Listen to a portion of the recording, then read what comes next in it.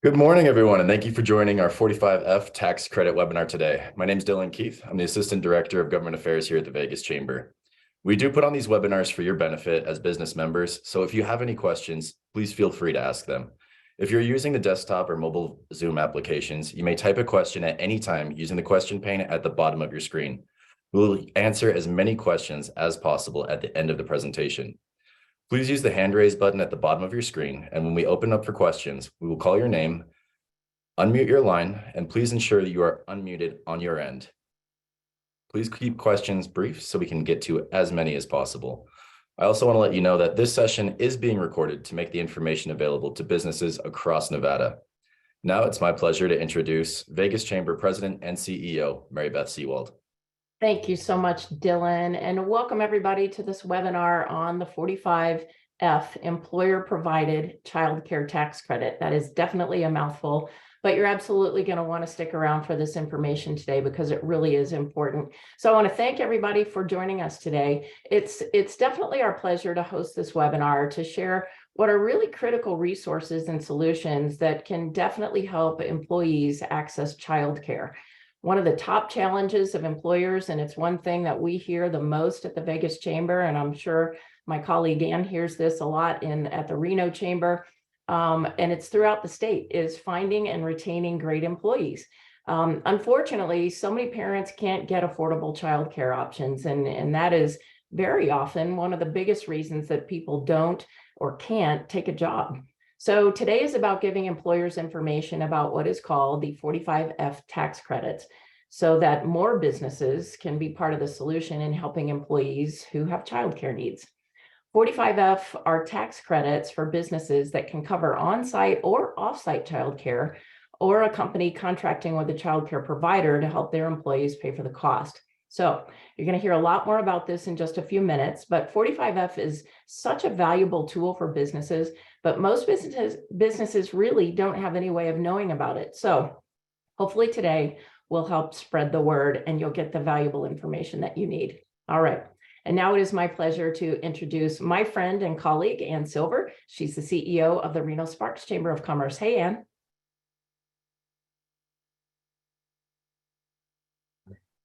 Ann, I'm sorry, but you're on mute. Sorry to interrupt you. Such a good, helpful hint. Thank you. You'd think after several years of this, I'd know. Anyway, good morning, everyone, and thank you, Mary Beth, for the introduction. There's no doubt of an inextricable link between affordable and accessible childcare and the ability of employers to hire and retain their employees. Childcare remains one of the most critical challenges we face, not just due to the low wages paid to childcare workers, but the closure of many childcare facilities post-pandemic and the cost for one child in licensed care that may be as high as $1,300 per month. In fact, 74% of Nevada's kids between birth and age 5 lack access to licensed childcare. For many adults, the cost for childcare just doesn't pencil out.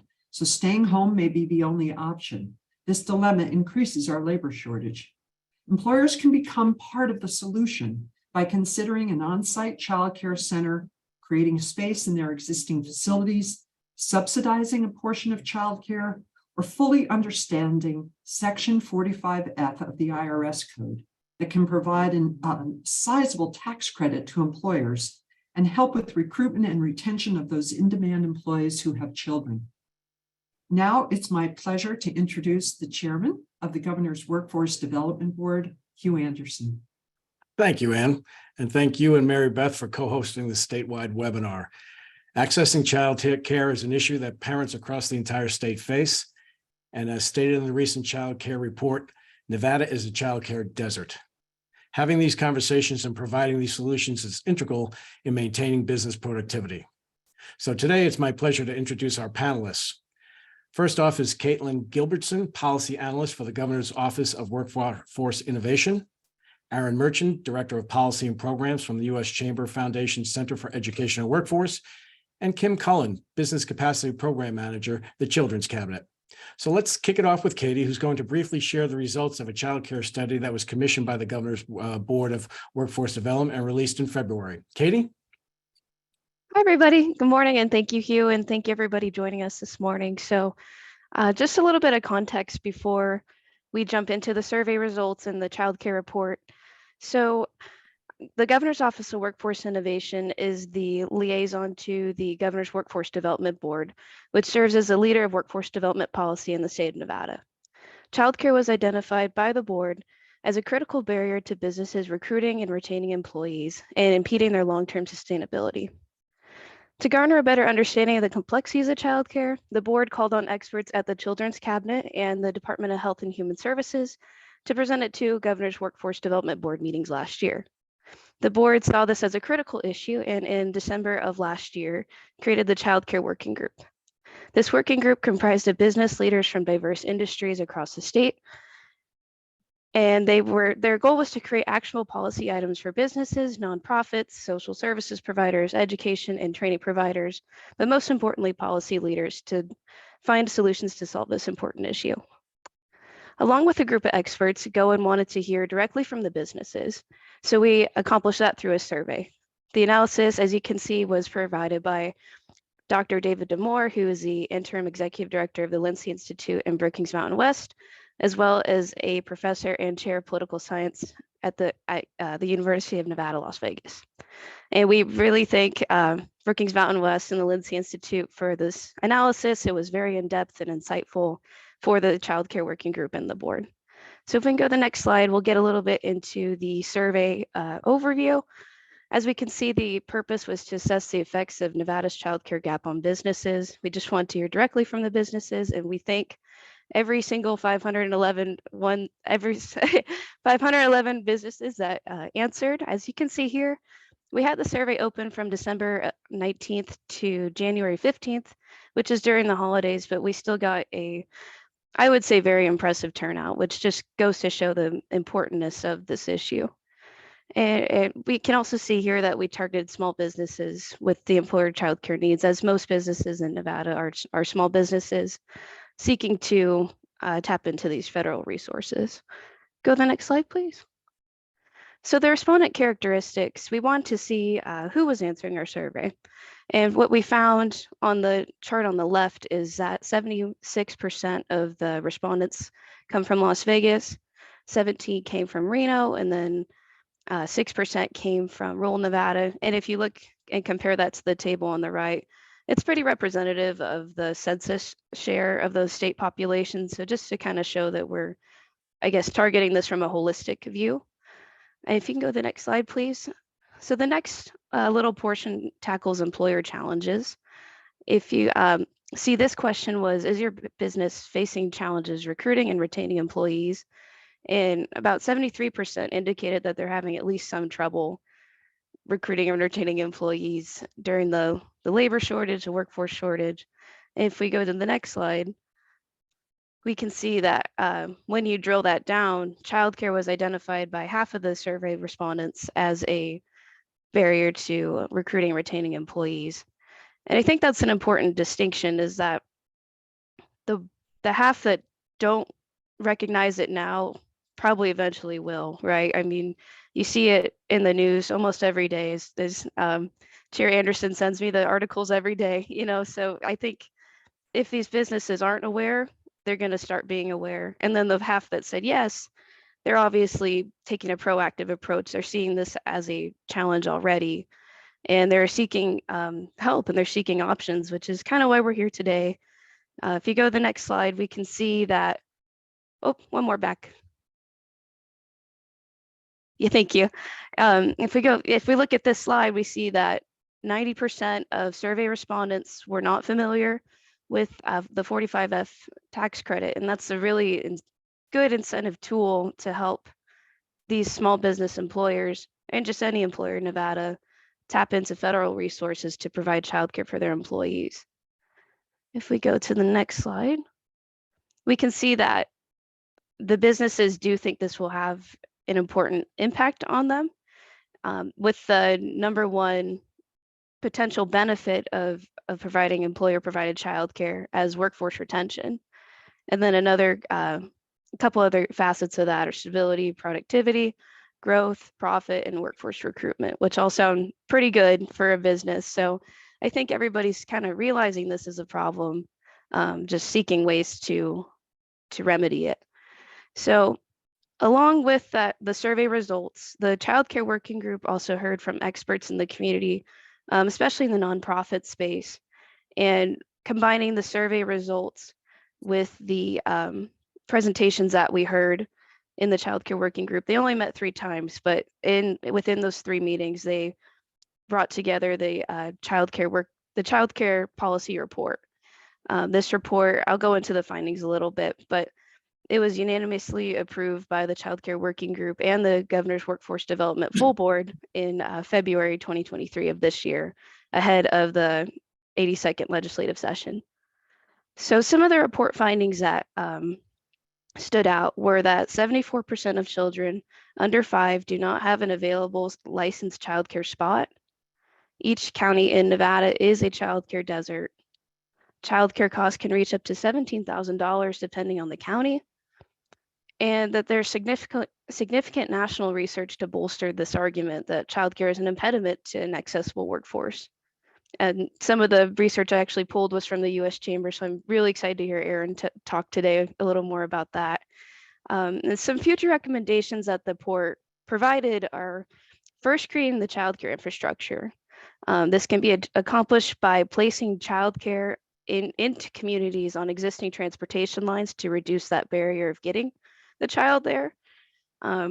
Utilizing public space that's not being utilized already, and working with nonprofits to provide childcare in those spaces, along with offering tax incentives for the for-profit space, which could easily be done by 45F. The second was to focus on the childcare workforce. This includes increasing wages for childcare workers, developing sustainable career pathways into the childcare industry, and eliminating licensing and regulatory barriers for childcare businesses. And finally, the third recommendation the report provided was awareness. Public awareness of childcare assistance funds to both parents and employers will be imperative in pushing the 45F and pretty much all these resources out to families, which is who needs it most. And so that kind of leaves us off for today. And I just want to thank the Governor's Workforce Development Board, the Chambers, and the Children's Cabinet for carrying the torch from the business perspective. Thank you. Thank you, Katie. That was great. As you can see, one of the key findings from the report is that 45F tax credits are virtually unknown and not utilized in Nevada. The report found that only one Nevada business, Patagonia, has taken advantage of 45F. Today, we're hoping to change that. To learn more about 45F tax credits and how they can help your business, I want to welcome Aaron Merchant, Director of Policy and Programs from the U.S. Chamber Foundation Center for Education and Workforce. Aaron, welcome. Thanks so much, Hugh. Caitlin, that was fascinating. I would love to have a much longer conversation about the data that you found there. But thanks so much for having me. At the Chamber of Commerce Foundation, we really look at childcare as an essential piece of workforce infrastructure and a 2-generation workforce issue. It's the getting folks who need to go to work today to work so they can thrive, but also setting the baseline and preparing the workforce of tomorrow. Before we get into 45F specifically, which is just so much easier to say than the employer-provided childcare credit, so I'm just going to refer to it as 45F from here on out. On our next slide, I do have just a couple data points that I found really interesting that I think speak to the need to have webinars like this. And that is that in 2020, so when things were getting real hairy pandemic-wise, we did a survey and we found that about 20% of employers were willing to increase their investment in childcare needs of their employees. And about 1 in 2 said that if the government offered supplementary incentives, that would be the top motivator for them. A year later, and now it wasn't necessarily the exact same businesses that we surveyed, but a year later, about 62% of employers cited childcare as a factor for employees leaving. 2/3 expressed a willingness to invest more in employees' childcare needs. So that's almost triple what we saw in 2020. And then again, about 2/3 said that government incentives would most motivate them to offer childcare assistance. And so what we've been doing is looking at what are the different existing mechanisms that businesses can utilize when it comes to providing childcare support to their employees. And so on our next slide, we'll talk just a little bit about sort of like what is 45F, who can use it, and then I'll keep this presentation fairly high level as sort of a childcare policy nerd and also the father of a 2-year-old. I'm just constantly thinking about childcare. So we'll keep 45F at a high level, but happy to dive into any questions that folks have during the Q&A portion. So what are the parameters? So 45F can save employers with eligible expenses more in taxes than just using a deduction alone. And employees can exclude some childcare benefits from their taxable wages. We'll focus more on the former here. So for employers, the credit can offset actual federal income liability. So the parameters are that any size employer or type of company can claim this credit. 45F allows employers to claim 25% of qualifying expenses, including when a business builds or acquires and then operates an in-house childcare center. Amounts paid to contract with a licensed childcare program, including home-based providers. But employers can also claim a 10% credit for costs associated with contracting with a third-party referral service. And if you're like I am, you're more of a visual learner, on our next slide, we have a little graphic that sort of maps this out. So 25% of total expenditures up to $150,000. You can acquire, construct, rehabilitate, or expand property to provide childcare to employees and qualified operating expenses. So once you have it up, you don't have to build a new childcare center every year is basically what they're saying. After that, qualified operating expenses also qualify for 45F, or you can contract with a qualified facility. So if down the street there's a childcare provider and you reach an agreement, that can also fall under 45F. Now, I do want to note that in terms of on-site childcare, that's a heavy lift, right? And so for a lot of companies, that might be exactly what they're looking for. For some, they might be saying either logistically, maybe you're in manufacturing, or just financially, maybe you're a smaller business. We're not going to be able to, acquire, construct, rehabilitate, or expand a property to provide childcare. Now there is also, as an allowable expense, 10% of total expenditures up to $150,000, contract to provide employees access to childcare resource and referral services. And I know that Kimberly's going to talk about this in greater depth at a more Nevada level. But like I said, just at a high level, a third party can provide direct guidance and service to employees and help them find the type of childcare that meets their needs. And so a little bit of almost like a childcare admissions counselor. They can facilitate backup care programs where business establishes a relationship with a specific provider. They can provide care if a working parent's usual childcare arrangement is disrupted. We've seen some great success with these programs. I will say since the pandemic, some people are a little bit more leery, not leery, but like a little bit less likely to use a backup care program. But now that we're sort of like post-pandemic, we think that maybe those will find a resurgence.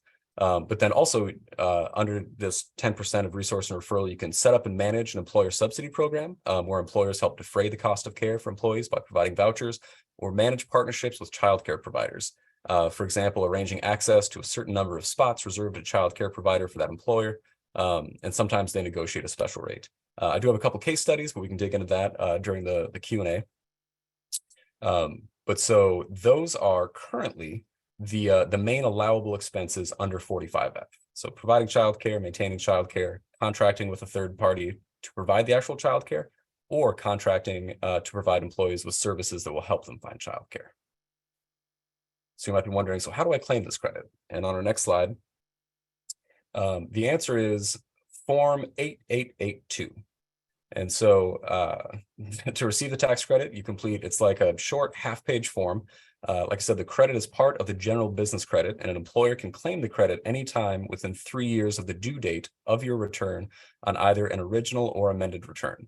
Now, in full disclosure, I am not a tax expert. This is what the tax experts gave me to say, that specific piece. And so I just wanted to say that if you want to get real nitty-gritty into the tax stuff, I am more than happy to connect you with some of our Chamber Foundation folks who are tax experts.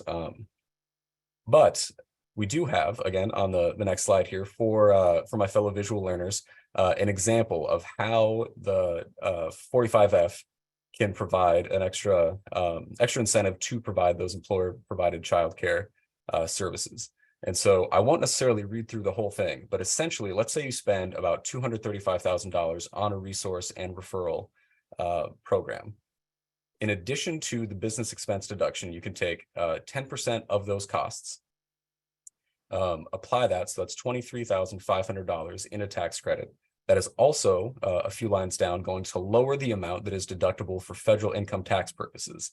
And so the total tax benefit when you incorporate the 10% for the resource and referral prices is $67,915 versus the tax benefit when you just use the business expense deduction, if you're implementing that same program, is $49,350. And so after taxes, after credits, a $235,000 program really costs $167,000. Now, that is the face value cost. In the Q&A and after we've heard from our other panelists, I'm happy to jump into, like I said, some case studies of different businesses who've actually utilized some of these services and what they have described as their return in investment. And in terms of presentation and 45F specifically, that's it for me, but I'm excited to stick around and answer some more questions. Much appreciated, Aaron. Thank you very much. And I think most of us are visual learners, so those kind of tables help enormously. Now I want to introduce our third panelist, Kim Cullen of the Children's Cabinet. The Children's Cabinet has a myriad of resources to help address the childcare challenge and was instrumental in helping us produce the Goen report. They were a great resource. So Kim, take it away. Thanks, Hugh. Good morning, everyone. Can we pull up my slides? Perfect, thank you. As Hugh said, my name's Kim, and I work for the Children's Cabinet, which is a Nevada nonprofit whose mission is to keep children safe and families together. Today, I wanted to talk to you about two different programs in Nevada. The first one's the Nevada Childcare Fund, and the second one's the Employer Childcare Development Program. So let's start with the Nevada Childcare Fund. This is a statewide communication campaign funded through DWSS to provide a one-stop shop for businesses, parents, and providers to get supports for childcare. The fund is increasing access to childcare subsidy and childcare capacity building. And for more information, you can visit nevadachildcarefund.org. Now let's explore the Nevada Employer Childcare Development Program. Next slide.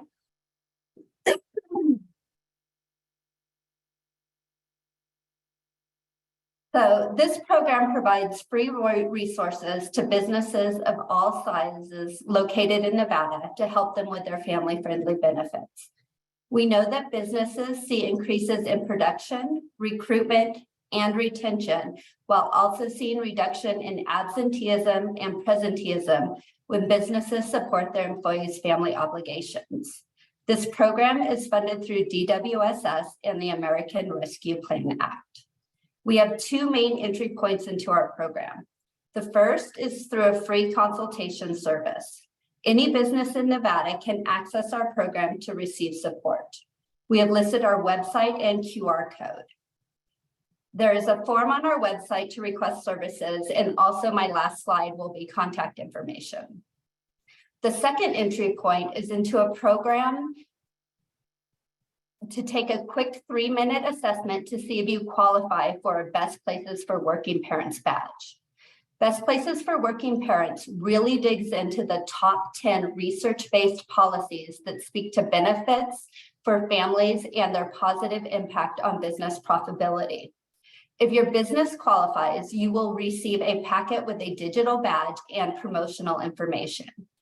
If you need a little extra support to qualify, we have the free consultation services. Again, we have listed their URL to access the survey along with the QR code. Let's talk a little bit more about the free consultation service. Next slide. Not all businesses can provide on-site childcare, but there are many solutions that help working parents. This slide shows a few examples of solutions. There are many more options that are not on this slide. And as you can see, solutions range in complexity, investment, and return on investment. The lower complexity solutions are to the left, and the higher complexity solutions are to the right. And just as every business is unique in size, industry, and resources, so are the family-friendly solutions. These benefits and policies can be customized for any business of any size. Let's talk a little bit more in detail about the free services. If we could go to the next slide. So this is the strategy that we use. I know this slide has a lot of information on it, but I'm going to walk you through it. We're going to move through the top 3 columns, left to right, and then circle around the bottom with the arrows. When we work with employers, we start with the employer goals and resources. What types of problems are the businesses trying to solve, and what types of resources are available to support solutions? You can see the common issues that are listed in the middle, such as absenteeism, performance, recruitment. I think everybody's already mentioned those. Then we take a look at the employee needs or demands. What type of issues are employees having, and where could they use support? Again, common issues are listed in the middle: availability, affordability, quality. And then moving over to the column on the right, we start looking at possible benefit options that support both the business goals and needs and the employee needs.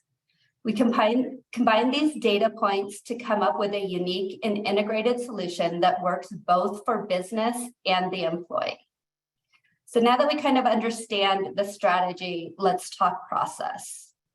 If we could go to the next slide. Thank you. So this is our 5-step process, and it is customizable and can be unique with each business.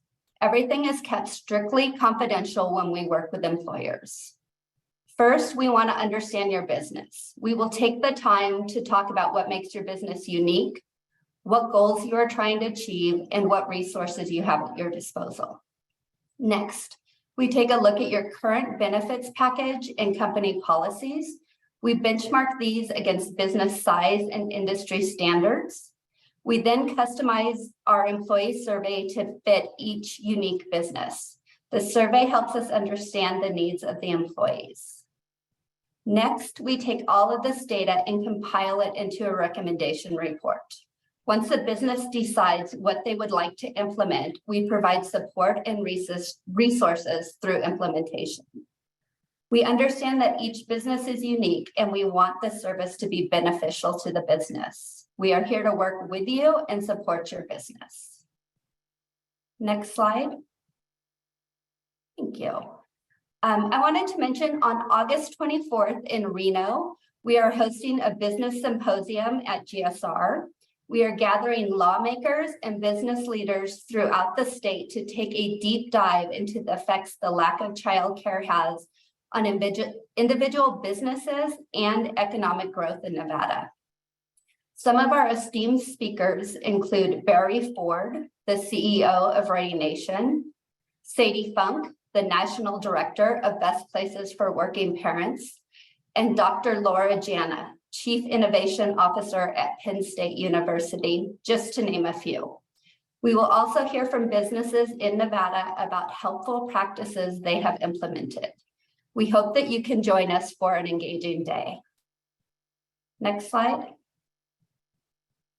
So this is my team's contact information, and please reach out if you have any questions or would like access to our free consultation. And I'd like to say thank you to both the Reno and Las Vegas chambers and GoWin for hosting this event. Thank you very much, Kim. Much appreciated. So Dylan, will you remind our audience how they can ask a question? Absolutely. So if you guys have any questions, please go ahead and you can type those questions into the question pane below. Otherwise, you can absolutely also use the hand raise feature that is at the bottom of your screen. We'll give it just a little bit if you want to jump into some of the questions that we have. Well, let's start off with Aaron. You bring a national perspective, Aaron. Is Nevada unique in the fact that based on our survey with 500 plus respondents, 90% were unaware of 45F? Do you find that a nationwide trend, and how do you think we should remedy it? Well, whether it's could look at it as good news or bad news, Hugh, in that Nevada falls right in line with the rest of the country. So Nevada's not behind in terms of awareness of 45F, but the bad news is that a lot of people don't know about it. I think I heard that you found one company who had utilized it, and that was Patagonia. And honestly, that's one more company than many states probably have.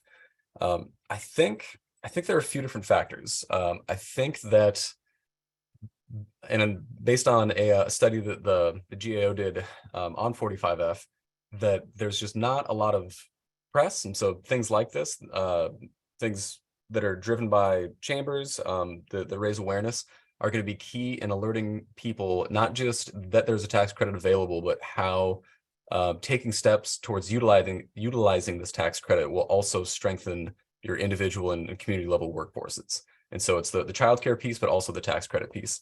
And I think that so it's a great tax credit to utilize as is. And I think there is also a conversation about what are ways that maybe it could be even more accessible, especially to small businesses. And so I think those are sort of the two pieces that have led to it being less well known.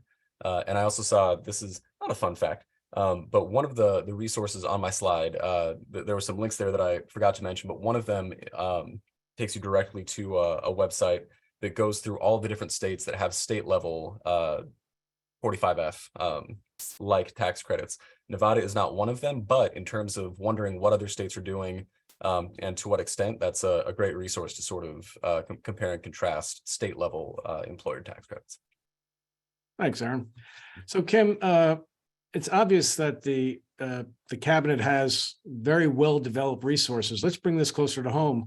What is your experience? How do employers discover you and your resources? Do they trip over it? Is it word of mouth? How can we make sure it's a more ubiquitous understanding that these resources are available? Sure. So we try and do a lot of outreach through our chambers. You can also go to the business, go to www.childrenscabinet.org/businesses. There's a form on there that you can fill out and we'll reach back out to you. And there's also a lot of online information. One of them's top 10 research-based family-friendly policies. We have resources of how to build workforce pipelines for different industries, more information on tax credit 45F. Or our contact information was up on the slide. So happy to help. Sounds great. And Don't then, we have questions? yeah, we have one question that just came in from Amanda. Well, actually about 3 questions. So she said, it was stated that Nevada is a childcare desert. How do we compare with other states? And what is unique about Nevada that puts us behind? And then could you provide more examples of how to take advantage of contract for resources and referral services? And what does this include? Aaron, you want to jump in on the childcare desert piece and how we compare nationally? Yeah, and I'll defer to Caitlin in terms of the definition for this survey of a childcare desert. This is another situation, Hugh, where unfortunately Nevada is not unique in terms of having whether it's at a state level or having big areas of a state that are considered a childcare desert. And in terms of how it compares to other states, I would need to, in terms of numbers, I would need to dig into that a little bit more. But in terms of why Nevada might be considered a childcare desert, sometimes it is that there is no childcare, and that could be because there are rural areas, because you know, like I grew up in South Dakota, you might have like several towns that don't have any childcare because everybody works at the next town over. But a desert can also be because you could be in New York City and still be in a childcare desert because it marks a lack of access to affordable quality care. And so what we're seeing is a lot of people are making do, right? And so they might, you know, adjust their, I know that when my son was born, my wife and I would just sort of like block off parts of our work calendars so that we knew that we were taking care of the kiddo, you know, for like half of this day, half of that day, my mom could come in for a week. And so that is still, so even though we would say that like technically we have childcare, It's not the type of childcare that one is the level of quality that we would hope, but also it's not sustainable either. And so I think that looking at Nevada, it's similar to a lot of states where even when there is childcare someplace, there's not enough of it, and in some cases, it's completely non-existent. So that's sort of how we come to that childcare desert terminology. So Katie, why don't you jump in? Number one, clarify for us what childcare desert, how it was defined in the report, but also talk to the issues that create that desert, such as a lack of skilled childcare providers and good career paths for those folks and decent wages. Sure, yeah. And so I know that we pulled the childcare desert figure from a presentation that the Children's Cabinet gave, I think, at the August and October meetings last year. But they give the definition, which is any census tract with more than 50 children under age 5 that contains either no childcare providers or so few options that there are more than 3 times as many children as licensed childcare slots. So I guess that's kind of what we're working with here in the desert. And as Erin mentioned, especially with the rural areas, I think that's really hard because, most of Nevada geographically is rural. So it's like, and even in the cities, you still have a problem too.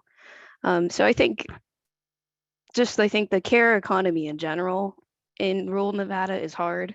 I know Goen has a partnership with Nevada Works on a rural healthcare worker grant to, I guess, increase the licensing of like CNAs and RNs in rural Nevada. So I think that would be kind of one way maybe to just apply that, but to childcare, right? Is to find some sort of federal grant where you can put the resources in rural Nevada instead of making them go to them. You know what I mean? So I guess making those the pathways to becoming a childcare provider more accessible to those that can't reach it, providing more online opportunities so that people don't have to go into town, and also in the urban areas too. I mean, I guess partnering with community colleges to get more short-term training programs, finding more short-term training programs that are supported by grants so that people don't have to pay for these programs, work-based learning options so they don't have to sacrifice their work so they can access this training. But I think it's all probably related, just in different ways in terms of rural and urban Nevada. So Kim, can you jump in and talk about, as you are assisting employers with the various opportunities they have to provide childcare, do you run up against the fact that we don't have enough childcare infrastructure in place, not only physical, but also qualified caregivers to meet the need, even if you had all the customers you wanted from the business community? Yeah, so it is a major problem in Nevada and in the rural areas, but also in the cities. And so like Katie mentioned, everywhere in Nevada, we don't have any place that is not considered a childcare desert. There's 1 slot for every 3 children. And for infants, there are 1 to 3 year wait lists for an infant. And that's a problem. I don't know any parent that's planning, I'm going to have a kid in 3 years, so I'm going to go get on a wait list. So the lack of childcare is a large problem. And I think businesses can help with that problem, but I also think that we need to work on some policy change to make childcare affordable, and also a business that can make money. Because right now, childcare businesses are either operating in the red or just slightly in the black. And so it's very difficult to make money in this industry. The childcare workers are receiving minimum wage. I think with all of the subsidies and money going in right now from ARPA and CARES, we're up to about $15 an hour, but I know I couldn't live on $15 an hour. And so I think it's not an easy solution, but I think we have the right people talking about it. And I think one of the other things that was surfaced in the report was the fact that we have to review the current regulatory environment for that gets in the way of creating the infrastructure we need, because quite frankly, first and foremost is the safety and security of the children. But then what in excess beyond that is in place that prevents a business from pursuing that? Dylan, I see we've got some questions coming in. Why don't you give us the next one? Yes, the questions are rolling in. So the next question we have is from Ken. Will there be a place for existing or future home-based childcare providers to become qualified and be used? Kim, that sounds like yours. Sure. So one of the programs that we have right now in Nevada is the Strong Start Child Care Services Center. There is a physical location in Las Vegas, a physical location in Reno, and we also have a virtual site. And this is a bunch of different partners all in like a one-stop shop for people that want to open either home-based childcare or center-based childcare. And we have a great partner called the Wonder School that helps people get licensed into home-based childcare. We also have another wonderful partner called Candelin that really helps support family, friend, and neighbor caregivers. So Kim, and this might be jumping the shark a little bit, but has there been any work done on the profitability of the various models? So as I see it, if as a stay-at-home parent that's interested in this approach, I don't have to build anything. I just have to make sure that my property is secured according to regulatory safety requirements. Have we asked any of the universities to take a look at the models so we can show employers and or people who want to get into the business the different ways they can approach the business of this? Yes, so there is an organization called ECAC that is really diving into the affordability and basically the business side of all sorts of different childcares, and the universities are all set on that board also. I know they're coming out with a report, I think, in August that really dives into this. Excellent, excellent. Dylan, next. So the next question we have is from Amanda. Does the Children's Cabinet do any informational sessions at local businesses, such as tabling for employees to ask questions or get resources? Yes, we do. And Feel free to reach out to me and we can set something up. next, we have a question from Kelly.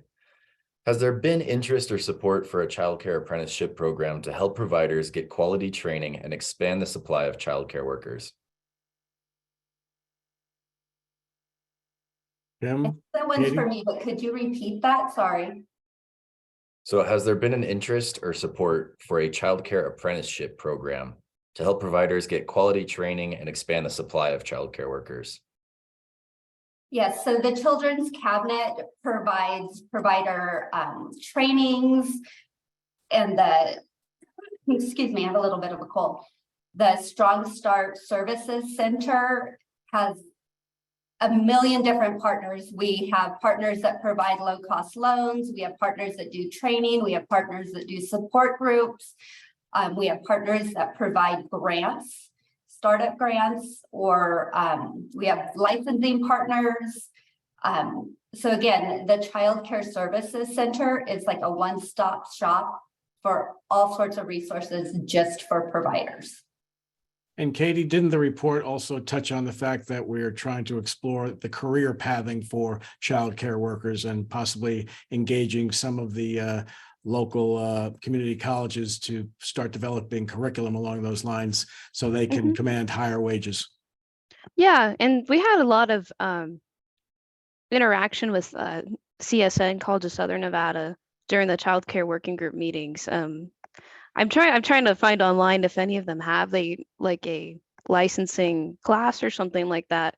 But again, I think that still speaks to the problem that if they do, no one knows about, So I think we just kind of have to just keep pushing forward in creating them, advertising them, like Kim said, getting the home-based providers license, I guess, in spreading the word, increase accessibility, but there's definitely steps to be made in partnering with the colleges. I think that's a great question.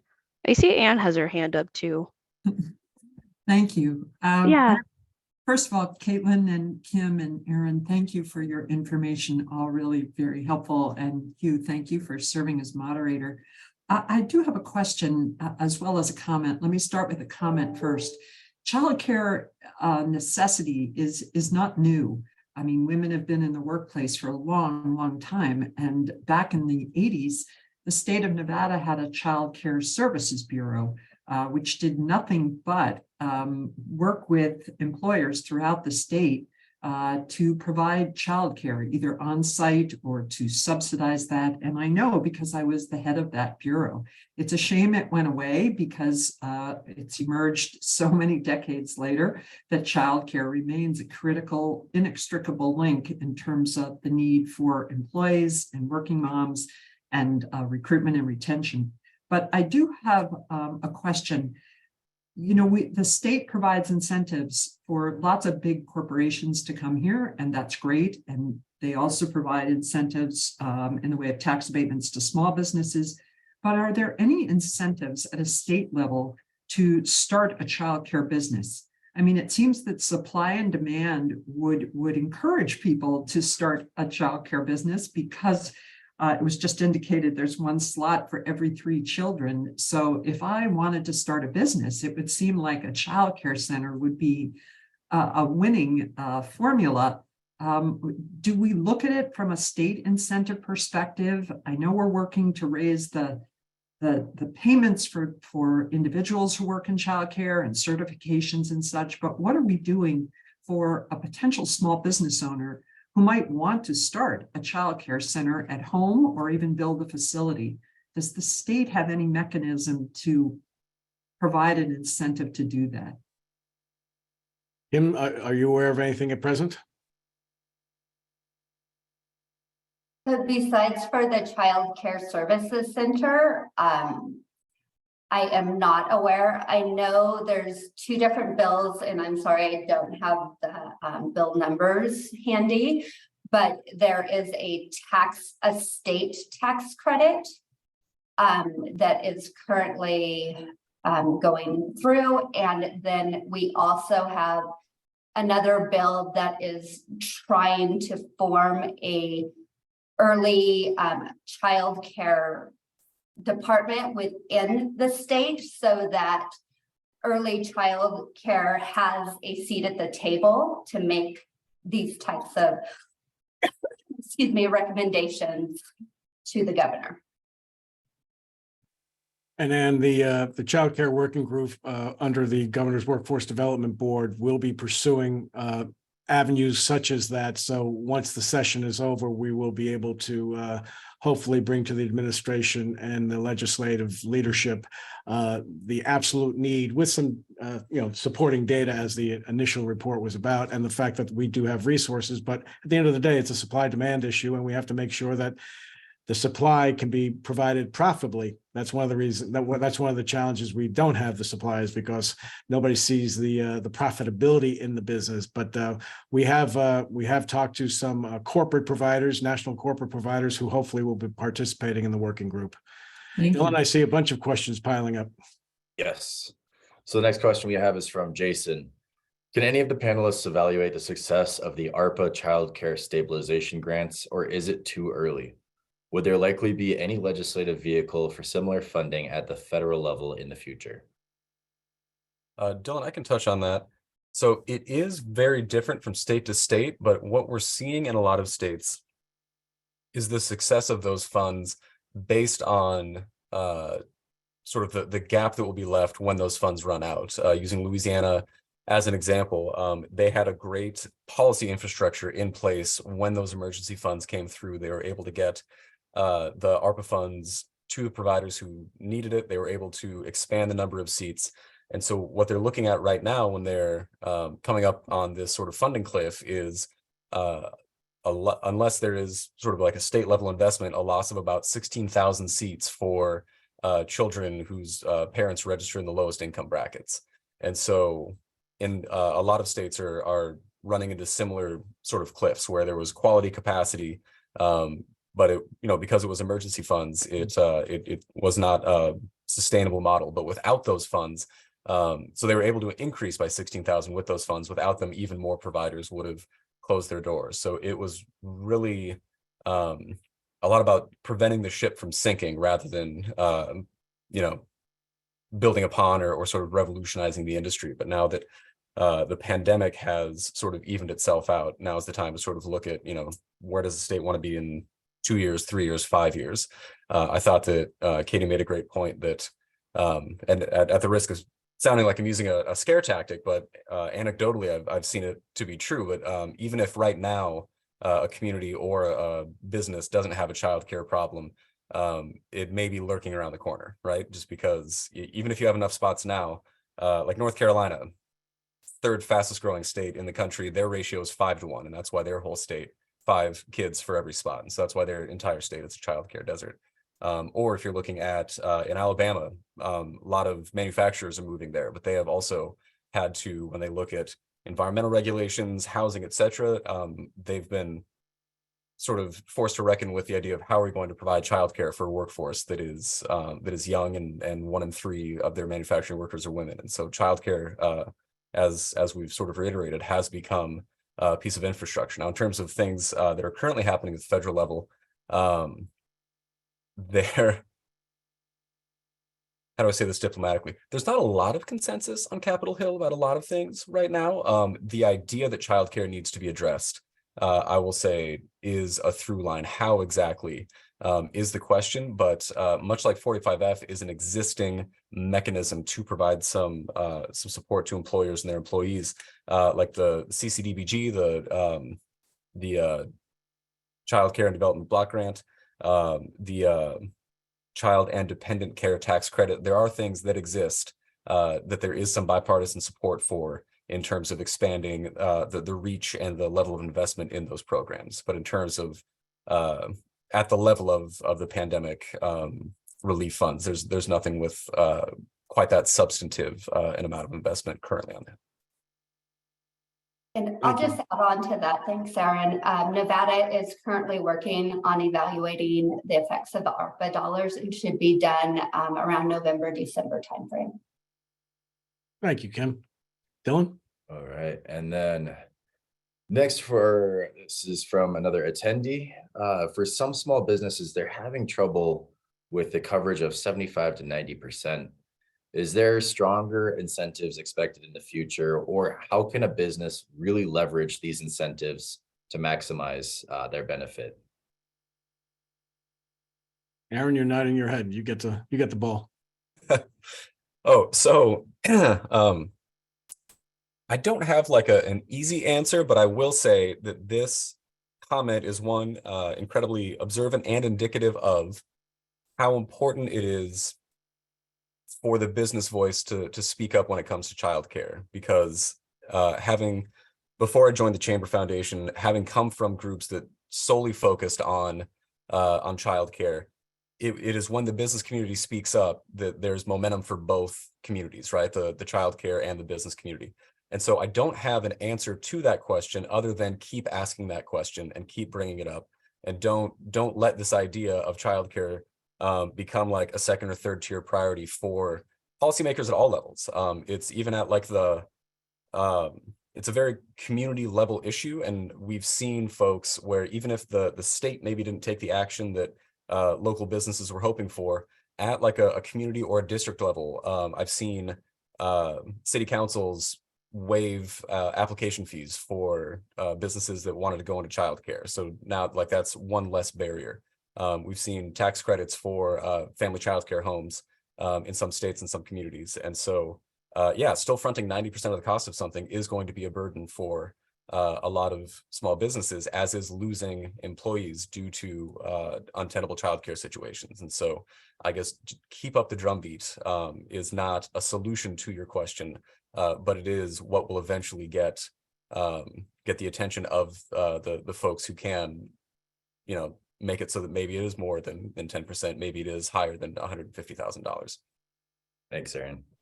Dylan, we have time for another question or two, and then what I'd like to do is have you give everybody your contact information, so anybody who didn't get their questions answered, they can send them in to you, and then we can disperse them to the appropriate parties. Sounds good. So we do have one more question from Ken. Is there a policy group or coalition to address some of the infrastructure concerns at the local, state, and federal level? How would people from the public, whether employee or employers, whether employee or employers become involved? That's an excellent point. Kim, why don't you take that one? Sure. So there is an organization called the Nevada Early Childhood Advisory Council. And you can go to nvecac.com and get all of the meeting information, but they really take a deep dive into all of these issues and are working right now to come up with a comprehensive report that solves all of the different issues with childcare right now with the recommendations. Thank you. All right. And then, so we do have the other questions that are here. I'll definitely make sure to copy and paste those and send those around to the panelists so we can get those answered. But for now, if you guys do have any further questions, please feel free to reach out to me. My phone number is 702-833-0081, or I can be reached at dkeith@vegaschamber.com with any other questions. So we're happy to take those. And Hugh, any other remarks?